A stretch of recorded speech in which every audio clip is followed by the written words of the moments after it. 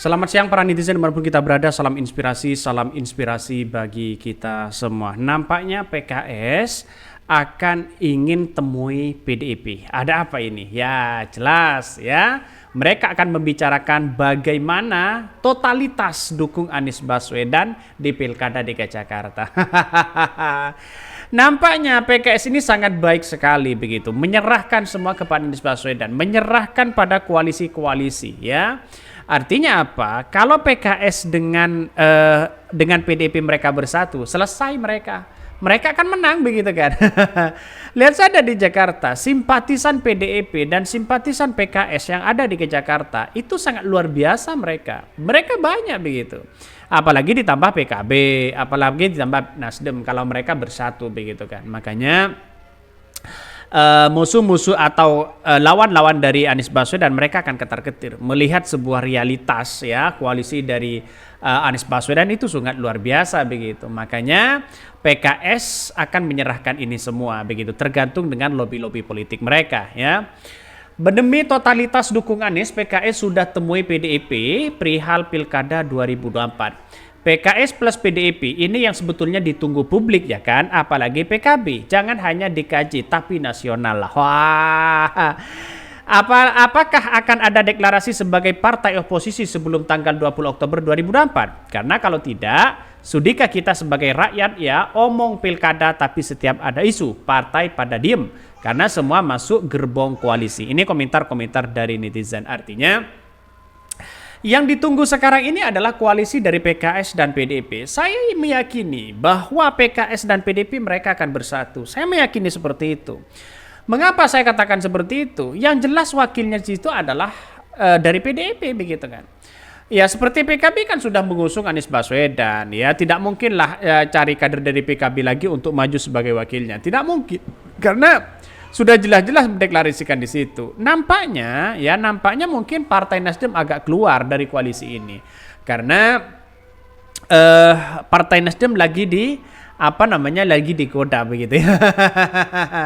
Ya silakan, tidak ada masalah. Tapi dengan PKS, ya PDIP, PKB itu saya kira sudah cukup tiga koalisi ini begitu, tiga partai ini.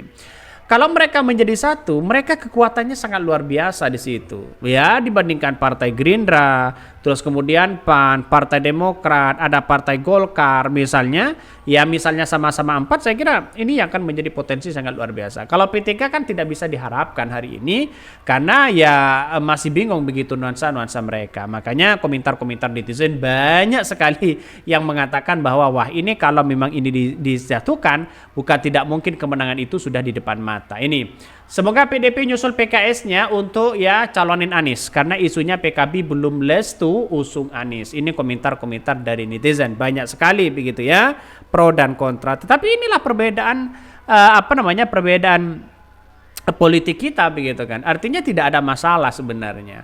Makanya ya bagaimana sekarang ini partai-partai yang kemudian ingin tidak mengusung Anies Baswedan, begitu banyak rayuan-rayuan dan godaan. Kabarnya begitu.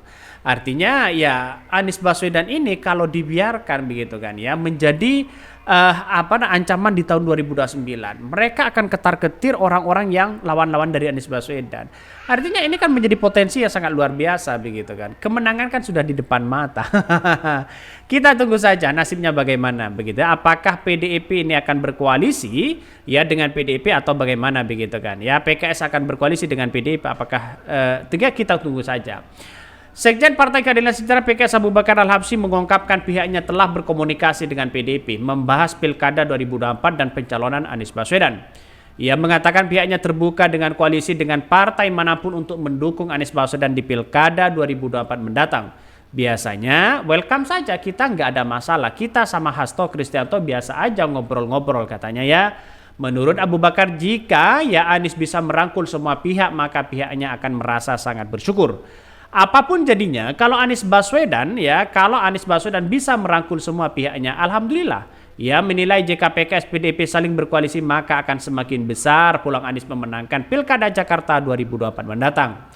Sebelumnya, PKS mendeklarasikan Anies Baswedan Sohibul Iman untuk menjadi calon gubernur dan calon wakil gubernur Pilkada Jakarta.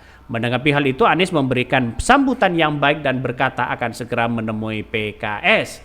Bahkan yang menurutnya bekerja sama dengan PKS bukanlah hal yang baru dan siap untuk berjuang nantinya.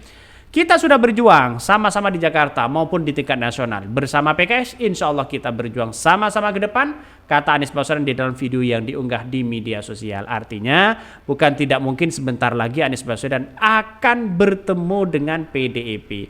Ya, kita akan disambut luar biasa, begitu kan ya. Jangan-jangan nantinya Anies Baswedan Andika benar-benar terjadi. Kita akan buktikan aja apakah analisis saya ini salah atau bagaimana, begitu kan ya. Akankah PDIP ini dibolak-balik, begitu kan ya, dari PDIP gubernurnya, wakilnya itu Anies Baswedan? Saya kira juga tidak mungkin, begitu kan ya.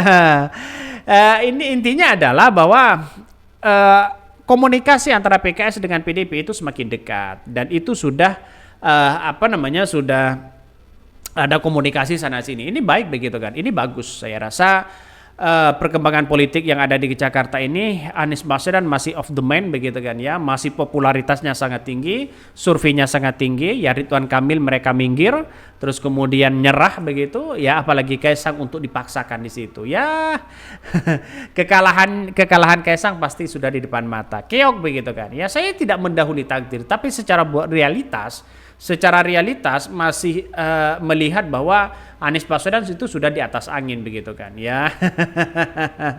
Tapi kita tunggu saja, nasib orang kan tidak tahu, begitu kan ya. Dalam dunia politik ini tidak ada yang tidak mungkin. Ya siapa tahu ya, ada serangan fajar, ada serangan ini, serangan itu, begitu. Kita tunggu saja karena masalah pilkada ini sebenarnya satu hal yang kita catat, yaitu adalah bagaimana mereka berkoalisi, terus kemudian saling mengalah satu sama lain. Kalau tetap saling menyodorkan kader-kadernya, saya kira tidak bisa, begitu, untuk berkoalisi. Makanya seorang Gerindra, terus parpol-parpol lawan Anies Baswedan, mereka nampaknya mulai bersatu untuk mengalahkan Anies Baswedan. Apalagi Partai PAN, apalagi Partai Gerindra. Wah, sangat geri-geri sedap, begitu kan. Ya, saya hanya tertawa melihat dari sebuah realitas ini, begitu kan ya. Dan bahkan katanya Anies Baswedan tidak punya tiket dan sebagainya. Dicoba untuk tidak punya tiket. Ya, dengan cara apa? Dijegal sana sini, begitu ya. Mungkin itu yang kami sampaikan. Tonton terus channel Hodari Podcast Rakyat ini. Jangan lupa di-subscribe ya.